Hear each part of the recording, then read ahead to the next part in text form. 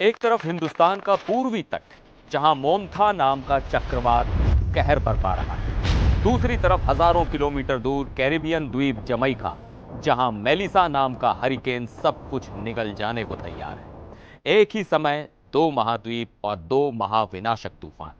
क्या ये सिर्फ एक इत्तेफाक है या फिर किसी बड़े प्रलय की तैयारी? नमस्कार, मैं हूं सिद्धार्थ प्रकाश और आज हम बात सिर्फ मौसम की नहीं बल्कि उस बड़े खतरे की कर रहे हैं जो शायद हमारी चौखट पर दस्तक दे चुका है। आज 29 अक्टूबर है और इस एक दिन ने दुनिया के दो अलग अलग कोनों को एक ही तरह के खौफ से भर दिया है। भारत में सुपर साइक्लोन मोन्था और जमैका में कैटेगरी 5 का हरिकेन मेलिसा। सवाल यह है कि ये दोनों तूफान कितने विनाशकारी हैं, क्यों आ रहे हैं ऐसे भयानक तूफान, और सबसे बड़ा सवाल, क्या बार बार ऐसे महातूफानों का आना दिखलाता है कि धरती का संतुलन बिगड़ चुका है? क्या हम अंत के नजदीक हैं? चलिए एक एक कर इन सभी सवालों के जवाब ढूंढते हैं। सबसे पहले बात अपने देश की।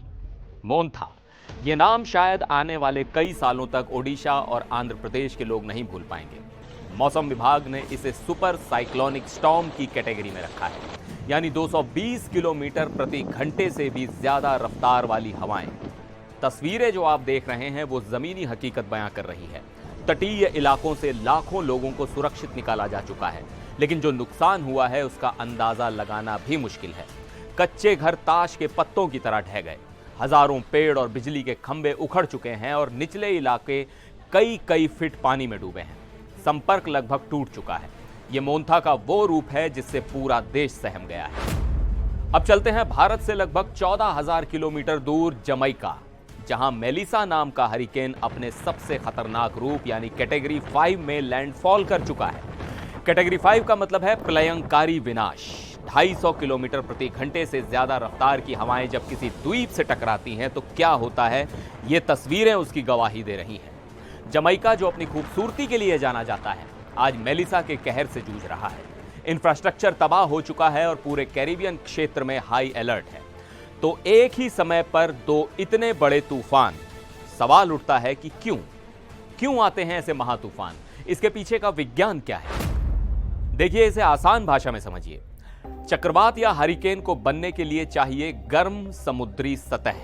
जब समंदर का तापमान 26-27 डिग्री सेल्सियस से ऊपर जाता है तो सतह का पानी भाप बनकर ऊपर उठता है। ये गर्म नम हवा जब ऊपर जाकर ठंडी होती है तो एक लो प्रेशर एरिया यानी कम दबाव का क्षेत्र बनता है। इस खाली जगह को भरने के लिए चारों तरफ से हवाएं तेजी से आती हैं और पृथ्वी के घूमने की वजह से वो भी तेजी से घूमने लगती हैं। समंदर से जितनी ज्यादा ऊर्जा यानी जितनी ज्यादा गर्मी और नमी इसे मिलती है, ये तूफान उतना ही ज्यादा शक्तिशाली और विनाशकारी होता जाता है। और यही है सबसे बड़ी चिंता की वजह।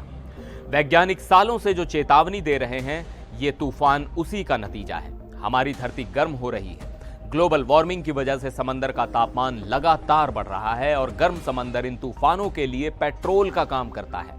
यही वजह है कि अब हमें ज्यादा शक्तिशाली और ज्यादा संख्या में तूफान देखने को मिल रहे हैं। अब इस वैज्ञानिक तथ्य के बीच एक और एंगल है जो लोगों के बीच चर्चा का विषय बना हुआ है। वो है बुल्गारिया की मशहूर भविष्यवक्ता बाबा वेंगा की भविष्यवाणी। कहा जाता है कि बाबा वेंगा ने 2025 के लिए चेतावनी दी थी कि प्रकृति का प्रकोप बढ़ेगा और विनाशकारी तूफान और बाढ़ धरती के बड़े हिस्सों को अपनी चपेट में ले लेंगे। मोन्था और मेलिसा के एक साथ आने को कई लोग इसी भविष्यवाणी से जोड़कर देख रहे हैं। हालांकि हम किसी भविष्यवाणी का समर्थन नहीं करते, लेकिन सवाल तो उठता ही है, क्या यह सब वाकई किसी बड़े अंत का संकेत है? क्या धरती हमसे नाराज है? वैज्ञानिक दृष्टिकोण से देखें तो अंत शायद सही शब्द नहीं है, लेकिन अलर्ट जरूर है। यह एक रेड अलर्ट है। प्रकृति हमें बता रही है कि अगर हमने अब भी अपनी आदतें नहीं बदली, क्लाइमेट चेंज को गंभीरता से नहीं लिया, तो हमें ऐसे मोन्था और मेलिसा के लिए तैयार रहना होगा।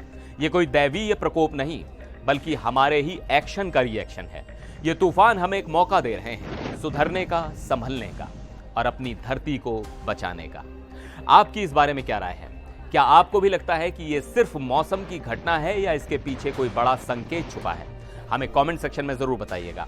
अगर आपको ये वीडियो जानकारी से भरपूर लगा हो तो इसे लाइक और शेयर जरूर करें और एनडीटीवी इंडिया को सब्सक्राइब करना ना भूलें। फिर मिलेंगे एक और वीडियो में, तब तक के लिए नमस्कार।